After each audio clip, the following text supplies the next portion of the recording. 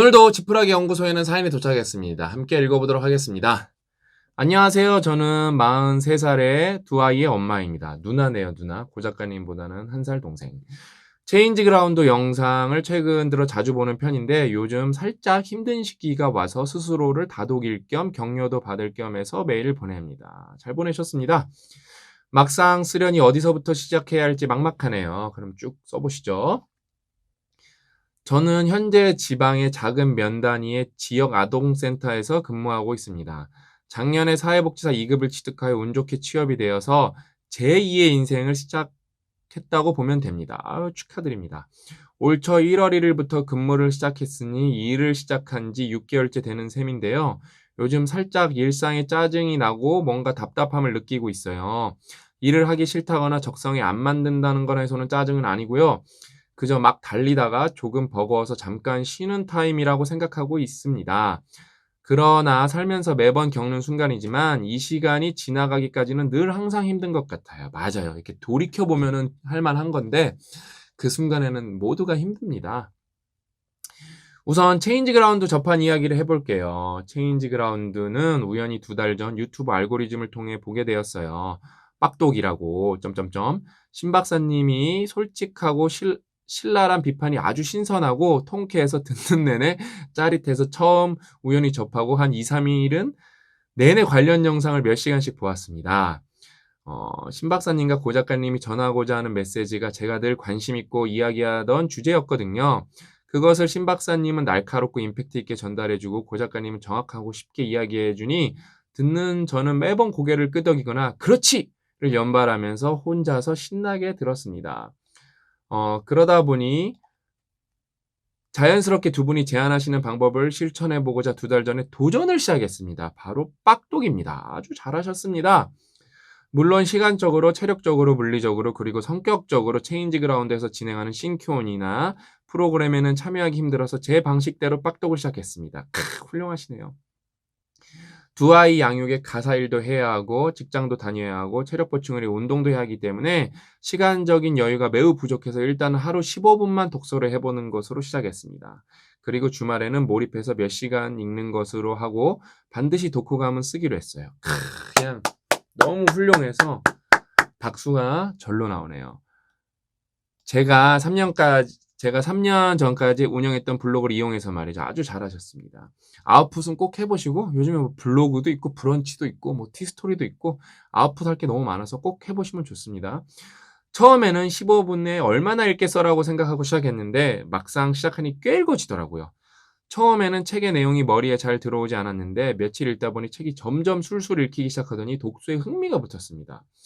그러자 하루 15분이 30분이 되고 전체 일상 활동에 드는 시간을 줄여서 책 읽기 시간을 확보하려고 노력하기 시작했어요. 최종적으로는 짧게는 하루에 1시간, 길게는 2시간까지 독서에 할애하고 있습니다. 인생이 바뀌셨네.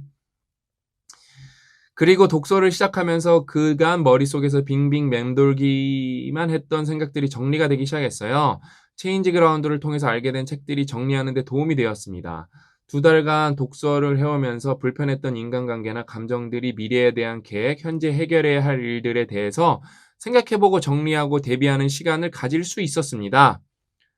가장 중요한 것은 제가 앞으로 무엇을 해나가야 할지 구체적인 계획과 목표를 설계했다는 것이요. 대단하네 우리 누나. 이전까지는 사실 앞으로의 인생을 어떻게 꾸려야 할지 막막해서 닥치면 어떻게 되겠지라는 생각으로 살았습니다. 그동안 먹고 사는 것에 급급하다 보니 장기적 관점으로 생각할 여유가 별로 없었어요. 근데 글 쓰는 수준이 높으세요. 어, 장기적 관점을 계획해도 여건상 준비하다 보면 시대 흐름이 빨리 바뀌어 버리고 변수가 많아서 준비했던 게 허사가 되는 경험을 몇 번 하다 보니 그때그때 닥쳐서 필요한 일을 하자는 마인드로 살아왔거든요. 그런데 체인지 그라운드를 통해서 마냥 열심히 하는 것이 아니라 선택과 집중을 잘해서 결과가 나오는 방향으로 열심히 해야 성과를 낼 수 있다는 것을 깨달았습니다. 그 선택을 잘하기 위해서 세상 돌아가는 흐름을 읽을 수 있어야 하고 내가 속한 세상이 어떤 체제이고 어떻게 굴러가야 하는지 알아야 하며 그러기에 독서가 공부가 꼭 필요하다는 것을 깨달았고요. 물론 지금까지 저는 나름대로 그런 삶을 살아오고자 했습니다. 한 번도 공부를 쉬거나 일을 쉬거나 하진 않았거든요. 그랬을 것 같아요. 왜냐면은 아까 그 사회복지사 자격증인가요? 그걸 작년에 따셨으니까 42살에 따신 거잖아요. 뭐 엄청난 분이시죠. 전문대 졸업 후 방통대를 입학해서 지금까지 일본학과, 유아교육학과를 졸업했고 사회복지사 요양보호사 자격증도 취득했고 육아를 하면서 생산직, 구내식당, 정수기 점검원, 편의점 아르바이트, 사무직 알바 되는 대로 이것저것 열심히 했습니다. 진짜 대단하시네. 근데 그게 다 연결점이 없더라고요. 그동안 나는 열심히 사는데 왜 이럴까 생각했던 것들이 그냥 목표와 계획 없이 무작정 열심히기만 했었기 때문이라는 걸 알았네요. 대단하네 진짜. 예? 20대 후반에 결혼하고 14년 만에 겨우 4대 보험이 되는 사무직 일자리를 구했습니다. 취직할 당시에 파트타임 알바를 벗어난 것에 안도했습니다. 그런데 기쁨도 잠시. 내가 이제 겨우 한 단계 올라선 것에 불과했다는 생각이 들어 다시 미래에 대한 막막한 불안감이 올라올 때 체인지 그라운드를 만나게 되었어요. 다행이시네요. 제 카톡 프로필 문구가 제2의 인생의 시작인데요. 20대에 멋 모르고 사회에 나와 어리버리하다 허송세월한 것을 다시는 되풀이하지 않도록 해야겠다고 다짐했고 그 구체적인 방법과 방향을 설정하는 데 체인지 그라운드가 매우 큰 도움이 되고 있습니다. 올해는 3월에 다시 방통대 사회복지과 3학년에 편입을 하였습니다. 진짜 대단하시. 사회복지 공부를 제대로 해서 졸업과 동시에 사회복지사 1급을 취득하고 그 위에 대학원 진학도 고려하고 있습니다. 3년 사회복지시설에서 근무하면 시설장이나 센터장으로 근무할 자격도 주어집니다. 이런 것도 있군요. 3년간 1급 자격도 취득하고 센터 운영 전반에 대한 실무를 익혀서 3년 뒤에는 센터장으로도 일해보고 싶다는 꿈을 꿉니다. 잘하실 것 같아요. 그 다음에 그냥 이렇게 사회복지사 전문가가 되는 게 아니라 그거 플러스 독서, 교양을 쌓으면서 이런 전문가가 되시고 계시기 때문에 누구보다도 잘하지 않으실까 저는 생각이 듭니다. 만약 그렇게 된다면 대학원 졸업할 즈음 맞물려서 관련 분야 강사도 해볼 수 있지 않을까 생각합니다. 해볼 수 있으시죠. 충분히 그럴 수 있으시죠. 지금은 비록 먼 꿈이지만 3년, 5년 후, 10년 후의 내 모습을 상상하며 오늘을 성실히 살아가려고 하고 있습니다. 너무 대단하네 우리 누님. 네? 마음은 이런데 요즘 제 현실이 답답해요. 마음만큼 몸은 따라주지 않아서 조금만 무리하면 아프고 경제적인 부분도 넉넉치가 않네요. 중소기업 제조업에 종사하는 남편이 언제 어떻게 직장을 잃을지 모르는 판국이라 늘 불안감에 시달리고 있습니다. 직장을 잃으면 남편은 뭘 해야 할지 몰라 본인도 힘든 시기를 보내고 있어요. 커가는 아이들 교육비도 버겁고 아직 집을 마련을 못해서 죽어도 불안정하거든요. 그래서 때때로 일하기가 싫거나 이유 없이 짜증이 나던지 시무룩해질 때도 있습니다. 사람이 부정적 감정에 휩쓸리면 계획했던 것을 포기하거나 진행이 늦어지거나 하고 그 사이에 많은 변수들로 인해 계획했던 것 자체가 틀어지는 수도 있어 그런 불확실한 것들이 마음을 불안하게 합니다. 그래서 격려가 필요하고 멘토가 필요해서 이렇게 메일을 보냅니다. 긴 글 다 읽어주신다고 하기에 주저리 마음 편하게 써봤습니다. 읽어주셔서 감사해요. 보내주셔서 감사합니다. 왜냐면은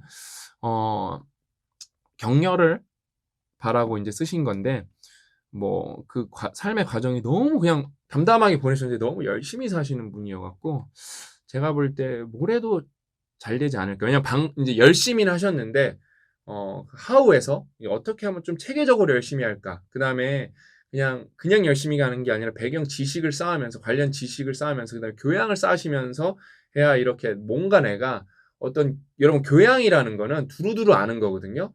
그게 왜 중요하냐면은 전공도 중요하고 여러분 교양도 중요해요. 왜냐면은 교양이라는 거는 가능성의 접점을 만드는 거거든요. 뭐 교양을 안다고 해서 여러분이 거기 전문가가 되는 건 아니에요. 근데 그 접점이 있어야 내가 관심이 생기고 관심이 있어야 내가 파고들 수 있는 거거든요. 그렇게 교양까지 쌓으시면서 지금 일을 하시고 계시기 때문에 시간이 지나면 지날수록 뭐 더 잘하실 것 같다는 이런 생각이 들고 그다음에 특히 두 아이의 어머니시잖아요. 엄마이면서 동시에 이렇게 일도 열심히 하시면서 또 정말 인생에서 처음으로 아까 풀타임 잡을 20대 후반에 결혼하고 14년 만에 처음으로 정규직 4대 보험이, 이게 정규직인지 모르겠네. 4대 보험이 되는 사무직 일자리를 구하셨으니까, 그러니까 알바에서 이게 풀타임으로 처음 구하신 거잖아요. 이게 대단하신 거죠. 그다음에 정말 대단하신 거죠. 제가 이게 마지막에 이제 마지막 문단이 이게 좀 조언이 필요한 문단인데, 그렇죠. 이제 아이도 둘이나 있으신데 갑자기 남편분이 이제 직장을 잃으시면은 뭐 힘들어지는 거는 뭐 팩트죠. 그건 누구도 부정할 수가 없죠. 근데 이제 이렇게 생각해 보시면 좋을 것 같아요. 그러니까 중소기업 제조업에 종사하고 계신다 그랬잖아요. 그러면은 이제 아내분이랑 비슷하면 이제 15년 차 이렇게 되셨을 텐데, 저는 이제 중소기업 제조업에 다니고 계시면은 15년 차면은 세전 연봉이 6천 안 넘을 것 같거든요. 아무리 생각해봐도 뭐 넘을 수도 있어요. 제 생각이 틀릴 수도 있는데 5천도 안 넘을 확률도 높거든요. 그러면은 남편분이 만약에 문제가 건강상의 문제가 없으시면은 최악의 상황을 우리가 한번 가정해 보는 거예요. 왜냐면은 사람이 걱정을 할 때 너무 막연하다 보니까 그 걱정이 그냥 우리를 삼켜버리는 경우가 있어요. 그러면은 연봉 5천이라고 할게요. 연봉 5천이라고 할게요. 연봉 5천인데, 연봉 5천인데, 이제 직장을 잃었어요. 근데 그거가 만약에 이제 준비가 뭐가 돼 있냐면은 최저임금이라도 내가 받을 수 있는 일자리를 알아놓으신 거예요. 최저임금도 올랐죠? 그러면은 주휴수당까지 받고 하면은 그 다음에 조금 더, 왜냐면은 이제 최저임금이니까 시간 베이스라고 왜냐면 누구나 할 수 있는 일이에요. 시간 베이스로 계산할 수가 있잖아요. 그러면은 월 세전으로 아까 250에서 3천 벌 수 있거든요. 일단은 그러면 아까 우리가 연봉 5천으로 계산을 해놨잖아요. 그러면은 만약에 이렇게 내가 그만두는 게 아니라, 그러니까 업장이 뭔가 좀 위태로워져서 해고가 된 거예요. 그때 그거를 고민해둔 사람은 바로 갈 수가 있어요. 바로 준비가 돼 있으니까. 그러면은 5천에 쇼크가 오는 게 아니라 3천이 버는 게 됐기 때문에 2천으로 좀 완화를 할 수가 있죠. 그러니까 이게 뻔한 말이어도 이런 고민을 해본 분들이랑 안 해본 분들이랑은 위기 대처 능력이 다릅니다. 그다음에 또 다른, 이건 플랜 A고 이제 플랜 B는 그냥 최저임금이 아니라 관련 경력을 고민하셔서 이직을 고민해 보실 수가 있겠죠. 근데 이제 여기서 플랜 B를 방금 얘기하면서 중요한 뭔가 이런 사실이 나오는 겁니다. 어떤 거냐? 만약에 내가 여기서 어떤 그래도 중소기업이지만 어떤 능력이 쌓여서 경력이라는 게 쌓여서 노하우가 있어요. 노하우가 있어요. 그러면은 저는 그럼 40대이실 것 같거든요. 제 생각에 남편분도. 그럼 생각보다 충분히 중소기업에서 다른 중소기업에 이직 가능합니다. 왜냐면은 중소기업이 생각보다, 대기업은 왜냐면은 입사하고 싶은 분들이 많아서 아직 뭐라 그럴까, 대기업에서 일자리를 공급하는 것보다, 그러니까 대기업의 일자리 수요보다 일자리 충원되는 공급이 많아서 얻기가 어려운데, 중소기업은 달라요. 사람을 이렇게 구하는 게 생각보다 많은데 그걸 잘 모르거나 힘드니까, 특히 젊은 친구들은 이게 뭐랄까 조직 문화가 또 나쁘니까 안 가는 경우가 많은데, 또 그런 상황이 아니잖아요. 이미 중소기업의 조직 문화를 겪으셨잖아요. 그러면은 생각보다 갈만하실 거예요.